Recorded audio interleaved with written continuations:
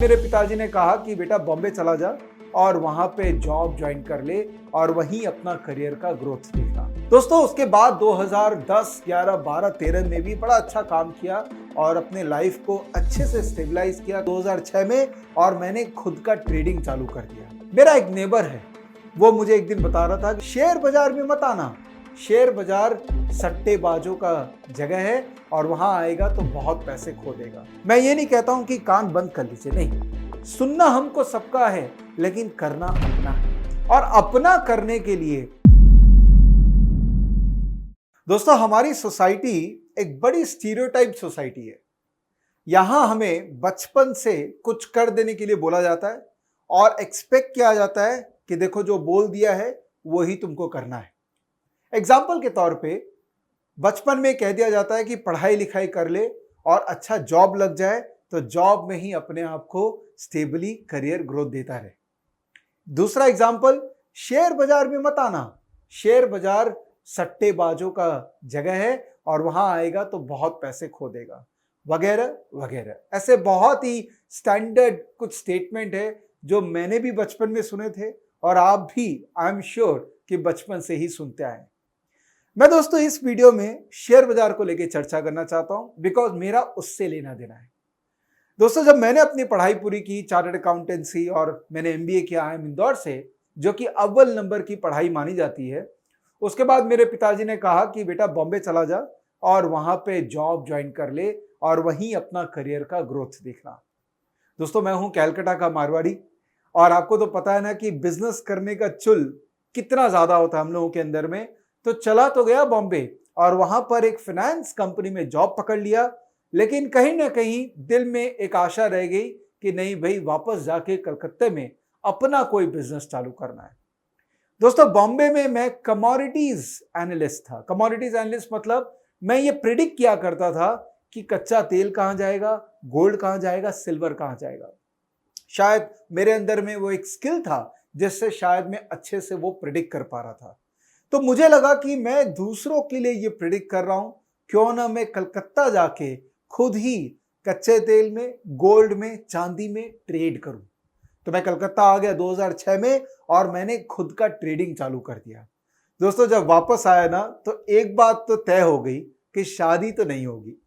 शादी नहीं होगी मतलब ट्रेडर बन गया फुल टाइम, जॉब लगी नहीं थी और अनसर्टेनिटी थी कमाई की।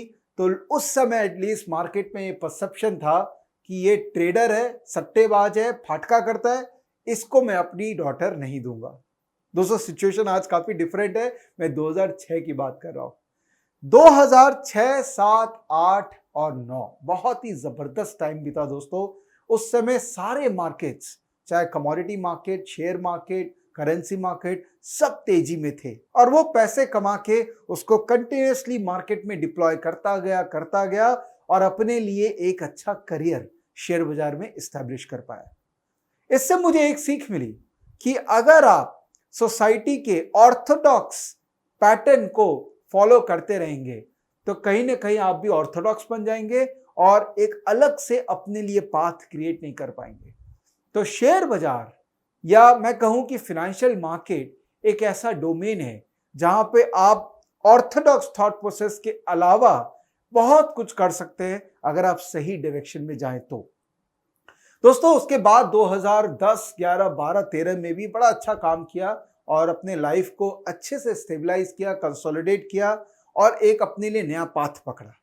वो पाथ क्या था? लोगों को सिखाने का और सही अप्रोच शेयर बाजार में लेके आने का। एक एस्पेक्ट जो है जो हमेशा आपको तंग करेगा, जिसके लिए आपको खुद ही मेहनत करनी पड़ेगी, वो है आपका टेम्परामेंट। बट टेम्परामेंट कैसे तैयार करते हैं शेयर बाजार में, यही इस वीडियो का मेरा इंपॉर्टेंट विषय है।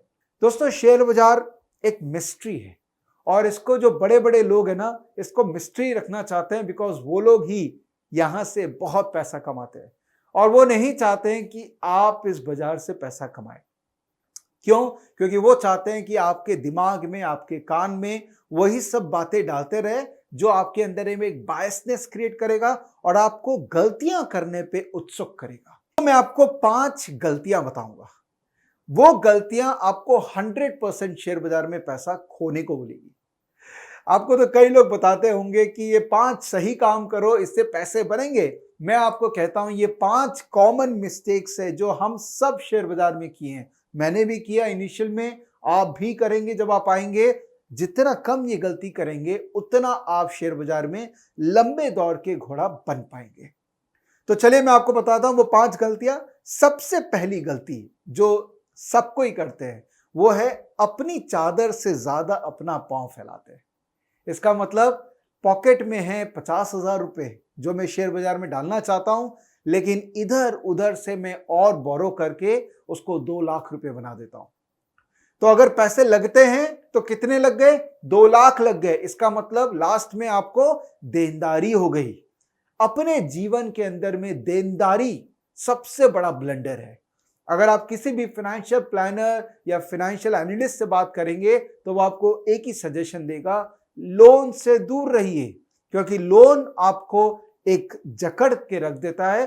तो शेयर बाजार में अगर आप आए हैं तो डेफिनेटली किसी भी तरह का लोन लेके नहीं आना चाहिए।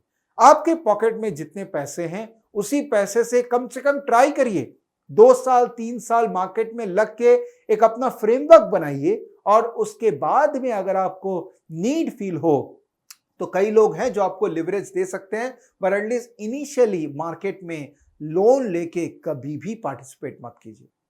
दूसरी कॉमन गलती जो लोग करते हैं कि एक्सपर्ट्स की राय बहुत लेते हैं, चाहे वो टीवी में आ रहे हैं, चाहे ट्विटर में है, चाहे यूट्यूब के अंदर में। हमारे जीवन में बहुत एक्सपर्ट्स हैं, जबकि हमारा तो नेबर भी एक्सपर्ट है। मेरा एक नेबर है, वो मुझे एक दिन बता रहा था कि विवेक ये शेयर ले ले, ये शेयर लेगा तो तेरा घर साउथ कलकत्ता में शिफ्ट हो जाएगा। साउथ कलकत्ता में पैसे वाले लोग रहते। तो मैंने उसको बोला कि भाई तू तो मेरा नेबर है, तू तो मेरे बगल में ही रह रहा है, तू तो अभी तक साउथ कलकत्ता शिफ्ट नहीं किया। ये जितने भी एक्सपर्ट्स मार्केट में आते हैं ना, सबके पॉकेट में कितने रुपए आपको नहीं पता। आप एक्सपर्ट्स की सुनिए जरूर, मैं ये नहीं कहता हूं कि कान बंद कर लीजिए, नहीं, सुनना हमको सबका है, लेकिन करना अपना है। और अपना करने के लिए आपको जो लर्निंग फ्रेमवर्क बनाना है, अपना एक तरीका बनाना है, वो जब तक आप खुद नहीं सीखेंगे, खुद नहीं निकलेंगे उस चीज में, तब तक आप उस फ्रेमवर्क को नहीं बना पाएंगे। तो पहला मिस्टेक ओवर लेवरेजिंग। दूसरा मिस्टेक एक्सपर्ट्स का राय पे काम करना।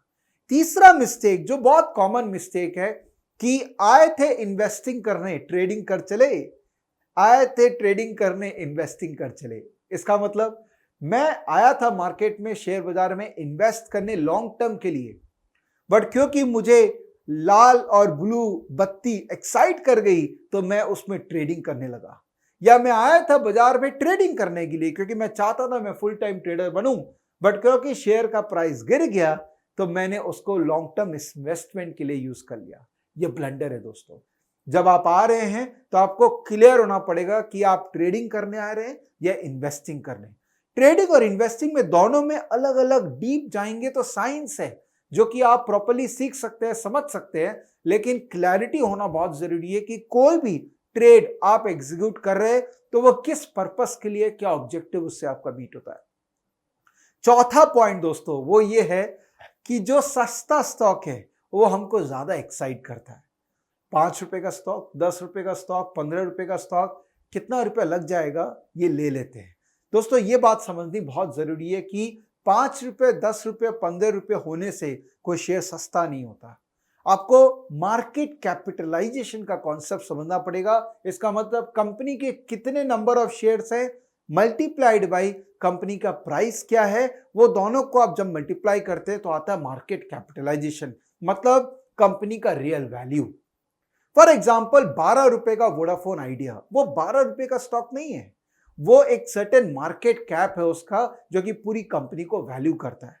तो जब भी आप किसी भी कंपनी में इन्वेस्ट करें, सस्ता प्राइस देख के ना इन्वेस्ट करें, ओवरऑल वैल्यू देख के इन्वेस्ट करें, और क्या वो वैल्यू सही है या गलत है उसके लिए आपको उस स्टॉक का फंडामेंटल स्टडी करना पड़ेगा, उस बिजनेस को और बेटर तरीके से समझना पड़ेगा और उसका फ्यूचर पोटेंशियल को इवेलुएट करना पड़ेगा। ये पूरे साइंस को बोलते हैं फंडामेंटल रिसर्च, जो कि आप कहीं पर भी सीख सकते हैं। पांचवा पॉइंट दोस्तों जो अंतिम पॉइंट है वो है कि शेयर बाजार में सबसे कॉमन मिस्टेक जो लोग करते हैं वो करते हैं लॉस में एवरेजिंग। मतलब आपने कोई शेयर अगर 100 रुपए में लिया और वो 80 रुपए हो गया, तो इसका मतलब आप एवरेजिंग करेंगे, 80 में और लेंगे। 80 का अगर 60 हो गया तो आप एवरेजिंग और करेंगे, आप 60 में और लेंगे। क्यों करते हैं आप ऐसा?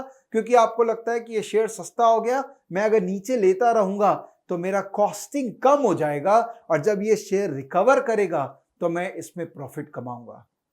99% ऑफ द टाइम वो प्रॉफिट कमाने लायक नहीं होता है, क्योंकि जो एवरेज कॉस्ट आती है, जब वो प्राइस सामने दिखता है तो इवेंचुअली आप उसी प्राइस पे स्क्वायर अप कर देते हैं ट्रेड, क्योंकि आपको लगता है कि चलो पिन छुटा, ये स्टॉक से मैं निकल जाता हूं क्योंकि मेरा इसमें कॉस्टिंग आ गया है।